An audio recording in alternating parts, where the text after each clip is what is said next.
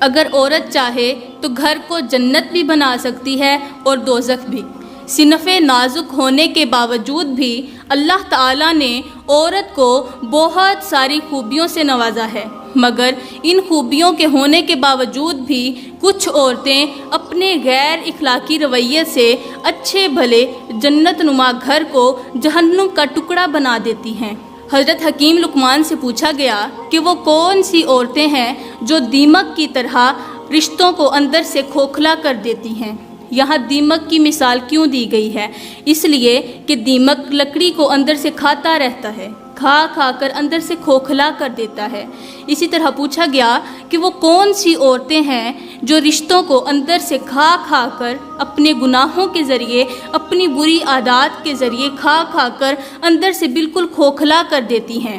وہ کون سی عورتیں ہیں جو گھر کو جہنم کا ٹکڑا بنا دیتی ہیں، گھر کو دوزخ بنا دیتی ہیں، اولاد کو والدین کا نافرمان بنا دیتی ہیں، شوہر کا سکون چین و قرار چھین لیتی ہیں، جس کی وجہ سے وہ ہر وقت بے قرار رہنے لگتا ہے، رات کو سو نہیں پاتا، ہر وقت پریشانی کا شکار رہتا ہے، اس کا چین سکون چھن جاتا ہے۔ کس کی وجہ سے؟ عورت کی وجہ سے۔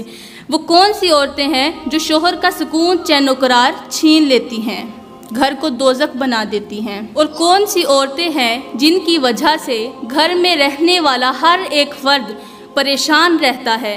تو جب گھر کا ہر ایک فرد پریشان رہے گا تو ظاہر سی بات ہے گھر خوشیوں سے محروم ہو جائے گا۔ جب گھر خوشیوں سے محروم ہو جاتا ہے تو لوگوں کے باوجود بھی بھرا ہوا گھر ویران سا نظر آنے لگ جاتا ہے۔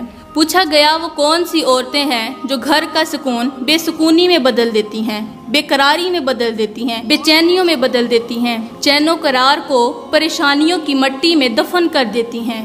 فرمایا پہلا گناہ، کون سا گناہ؟ پہلا گناہ یہ ہے کہ بیوی اپنے شوہر کے سامنے، بیوی جب اپنے شوہر کے سامنے ہر وقت اپنے چہرے کو بگاڑ کر رکھتی ہے، صبح و شام، دن رات، ہر وقت ہر لمحے اپنے شوہر کے سامنے اپنے چہرے کو بگاڑ کر رکھتی ہے، اداس سا چہرہ لے کر چلتی پھرتی رہتی ہے، حالانکہ شوہر اس کے اوپر احسانات کرتا ہے، اسے خوش رکھنے کی کوشش کرتا ہے، ان سب کے باوجود بھی وہ اپنا چہرہ لٹکا کر رکھتی ہے، ہر وقت اداس پریشان نظر آتی ہے۔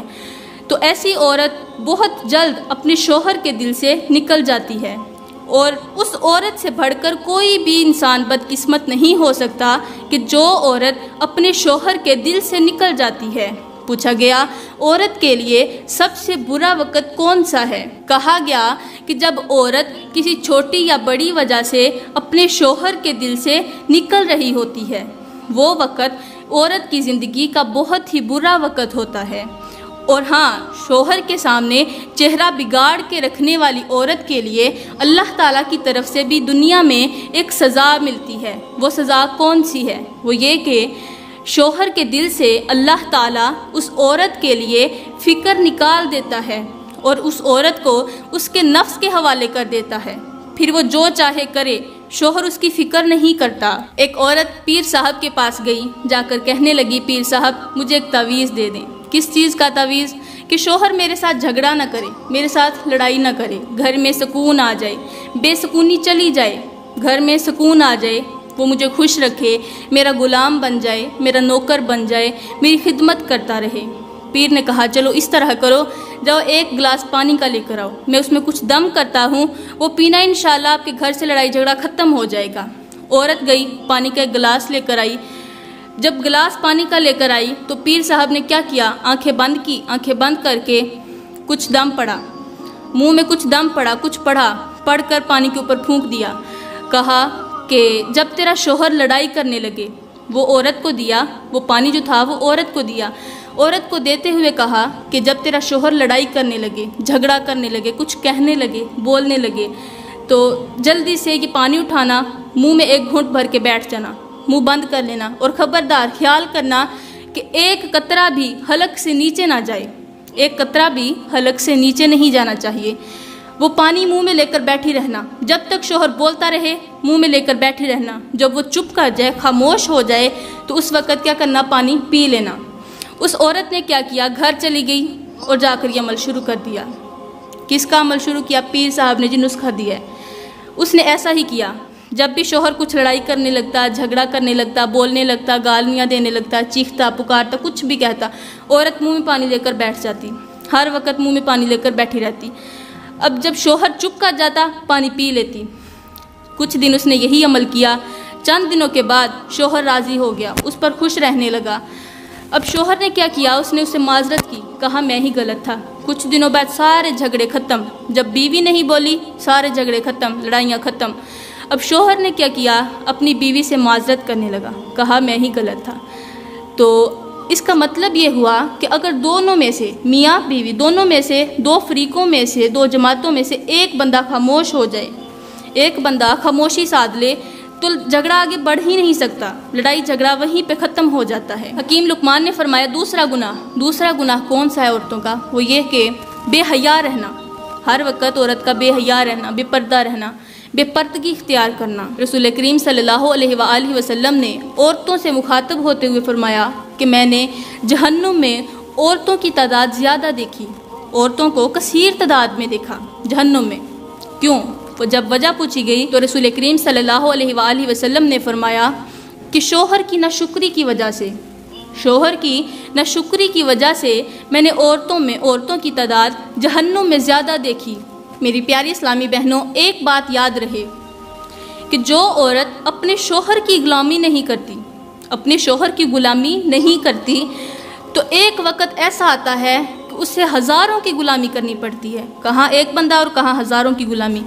جو عورت اپنے شوہر کی غلامی نہیں کرتی تو پھر ایک وقت ایسا آتا ہے کہ جب اسے ہزاروں لوگوں کی غلامی کرنی پڑتی ہے۔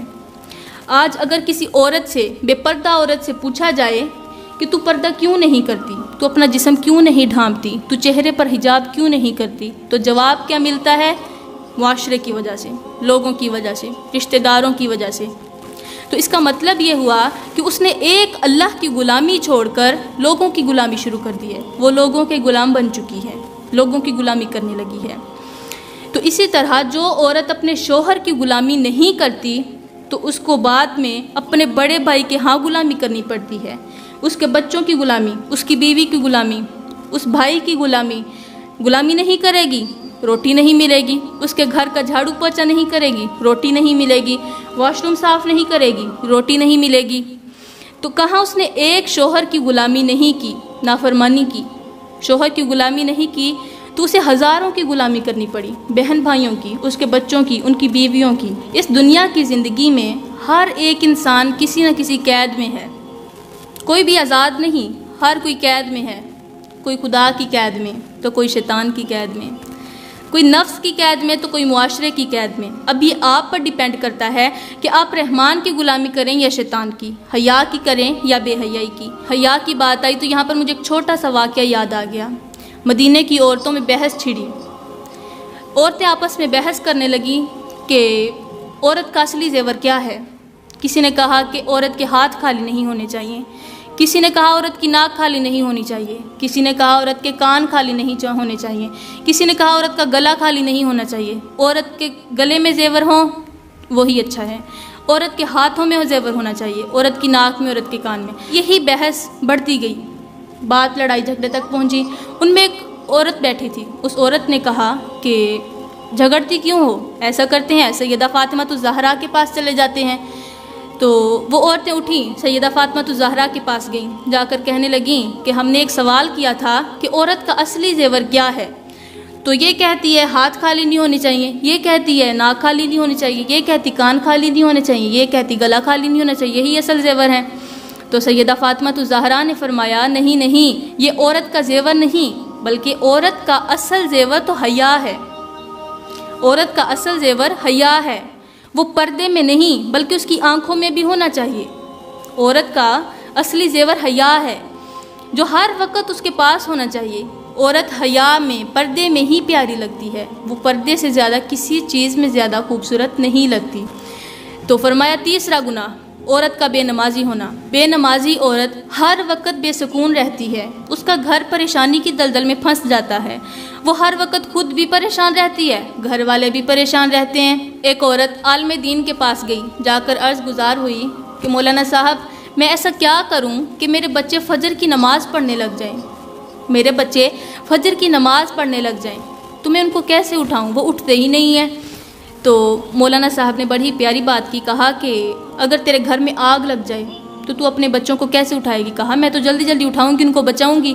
کہا کہ اگر وہ سو رہے ہوں اٹھے ہی نہ، تو اس نے کہا میں گھسیٹ کے اور بچوں کو اٹھاؤں گی، ان کو گھر سے باہر لے جاؤں گی تاکہ وہ جل نہ جائیں۔ تو مولانا صاحب نے کہا کہ تو دنیا کی آگ سے تو بچوں کو اٹھانے کے لیے اتنا کچھ کر سکتی ہے، تو آخرت کی آگ سے بچانے کے لیے کیوں نہیں کر سکتی؟ کہ تو نہیں چاہتی کہ تیرے بچے جہنم کی آگ میں نہ جلیں؟ اگر تو چاہتی ہے کہ تیرے بچے جہنم کی آگ میں نہ جلیں تو پھر ایسا کر، ان کو گھسیٹ کے اٹھا، 2 دن 4 دن 3 دن 5 دن، بس انہی دنوں میں وہ اٹھنا شروع کر دیں گے۔ تو یہ 3 گناہ عورت کے ایسے ہیں جن کی وجہ سے گھر میں پریشانیاں آتی ہیں، بے سکونی، بے چینی، بے قراری، ہر وقت ہر فرد جو ہے گھر کا پریشان رہتا ہے۔ میں دعا کرتی ہوں کہ اللہ تعالیٰ آپ سب کو اور مجھے ان گناہوں سے بچنے کی توفیق عطا فرمائے۔ اللہ تعالیٰ ہمیں نیک کام کرنے کی توفیق عطا فرمائے۔